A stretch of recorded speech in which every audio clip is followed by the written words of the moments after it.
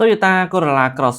2026គឺមានការផ្លាស់ប្ដូរខ្លះៗអំពី model មុនគឺ model ឆ្នាំ2025អញ្ចឹងដូចបងប្អូនបានស្គាល់ហើយថាកំណើតដើមនៃ Corolla គឺជាប្រភេទរថយន្ត sedan ប៉ុន្តែឥឡូវនេះគេបានលើកកម្ពស់វាឲ្យខ្ពស់ចាប់ទាញមុខមាត់រូបរាងឲ្យធំជាងមុនក៏វាបានក្លាយទៅជារថយន្ត Corolla Cross ដែលមានរាងបែប SUV តែម្ដងហើយសម្រាប់ Corolla Cross នេះក៏បានទទួលការធ្វើបច្ចុប្បន្នភាពសម្រាប់ឆ្នាំ2026នេះដែរការរចនាខាងក្រៅត្រូវបានធ្វើឲ្យមើលទៅស្រស់ជាងមុនហើយនៅខាងក្នុងក៏មានអេក្រង់កណ្ដាលទំហំធំជាងមុនផងដែរប្រព័ន្ធម៉ាស៊ីននៅតែមិនផ្លាស់ប្ដូរដោយមានជម្រើសម៉ាស៊ីនសាំង 2.0 លីត្រ 4 ស៊ីឡាំងនិងម៉ាស៊ីនសាំងបូកជាមួយនឹងអគ្គិសនីប្រភេទ Hybrid ដែលប្រើថាមពលប្រសើរជាងមុននិងសន្សំសំចៃជាងមុនផងដែរសម្រាប់ប្រភេទ model hybrid សម្រាប់ model សាំងអាចជ្រើសបានទាំងជាមួយនឹងប្រព័ន្ធបើកបរកង់មុខឬក៏ប្រព័ន្ធបើកបរ all wheel drive ឬបបលកង់ទាំង4នឹងតែម្ដងខណៈ model Corolla Cross hybrid ទាំងអស់ភ្ជាប់មកជាមួយនឹងប្រព័ន្ធ AWD ទាំងអស់តែម្ដងគ្មានអ្វីត្រូវផ្លាស់ប្ដូរទេគ្រាន់តែជាការធ្វើបច្ចុប្បន្នភាពតែប៉ុណ្ណោះអញ្ចឹងដោយបងប្អូនបានឃើញរូបរាងអញ្ចឹងមិនថា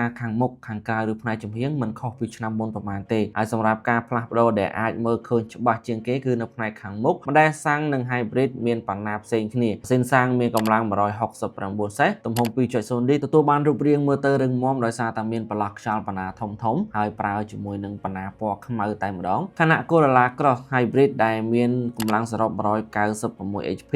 ត្រូវបានផ្ដល់រូបរាងមើលទៅរាង slim ដូចទៅ model hybrid ផ្សេងរបស់ Toyota ដែរផ្នែកខាងមុខឆ្នាំមុនយើងមើលទៅរាងភ្លឺដោយសារតែមានបំពាក់ជាមួយនឹងក្រោមប៉ុន្តែឆ្នាំនេះគឺបានដកក្រោមចេញហើយដោយប្រើបែប housing មើលទៅខ្មៅស្ដើងជំនួសវិញហើយពន្លឺខាងក្រោយក៏មានការរចនាថ្មីជាមួយនឹង LED ទោះជាយ៉ាងណាវាក៏គ្រាន់តែជាការផ្លាស់ប្ដូរតូចៗមួយចំនួនដែលគ្រប់គ្រាន់សម្រាប់ការរក្សារូបរាងឲ្យទាន់សម័យក្នុងចំណោម SUV ប្រភេទតូចៗជាច្រើនទៀតផងដែរអញ្ចឹងដោយគ្មានការផ្លាស់ប្ដូរផ្នែកម៉ាស៊ីនការបើកបរនៅតែមិនខុសពីមុនទេវាមានការបើកបរងាយស្រួលការចាប់ផ្ដើមល្បឿនក៏វាមិនឆាប់អីខ្លាំងណាស់ណាដែរដោយសារតែម៉ាស៊ីនវា4ស៊ីឡាំងហើយត្រឹមតែ 2.0 ប៉ុណ្ណោះអញ្ចឹងចូលមកដល់ល្បឿនសន្ទុះតាមការធ្វើតេស្ត Corolla Cross សាំងគឺពី0ទៅ100ចាយពេល 9.2 វិនាទីហើយ Hybrid ចំណាយពេលត្រឹមតែ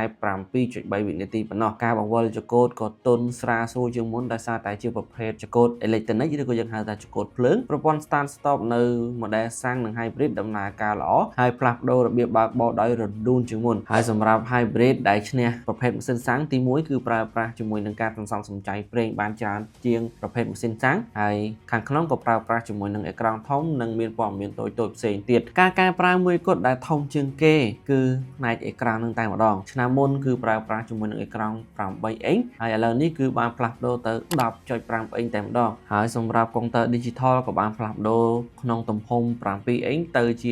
12.3 អ៊ីងដែលមើលទៅគឺធំងាយស្រួលក្នុងការមើលព័ត៌មានពាក់ព័ន្ធជាមួយនឹងរថយន្តមែនតើហើយសម្រាប់ Toyota ក៏បានបំលែងឈ្មោះរវាង model សាំងនិង hybrid ផងដែរសម្រាប់ Corolla Cross សាំងមានប្រភេទ L, LE និង XLE ខណៈ hybrid មានដូចជា S, SE និង XSE សម្រាប់កម្រិតឧបករណ៍ស្ទើរតែស្មើគ្នាការផ្លាស់ប្ដូរចម្បងគឺរូបរាងតម្លៃ Corolla Cross សាំងចាប់ពី $26,085 ជាប្រភេទ FWD និង $27,385 ជាប្រភេទ AWD ហើយសម្រាប់ប្រភេទ hybrid ដែលមានតែមួយជម្រើសគឺ AWD នោះតម្លៃចាប់ពី $34,045 ទាំងនេះគ្រាន់តែបន្ថែមតិចតួចទៅលើ model 2025ដើម្បីសមស្របទៅនឹងការផ្លាស់ប្ដូរថ្មីតែម្ដងអញ្ចឹងសម្រាប់បងប្អូនយល់យ៉ាងណាដែរចំពោះ Corolla Cross ប្រភេទសាំងនិង Corolla Cross ប្រភេទ hybrid សម្រាប់បងប្អូនស្រឡាញ់មួយណាជាងកុំភ្លេច comment ម្នាក់មួយផងពីខ្ញុំទៅមានតែប៉ុណ្្នឹងឯងជម្រាបលាជួបគ្នានៅវីដេអូឡានក្រោយបាយបាយ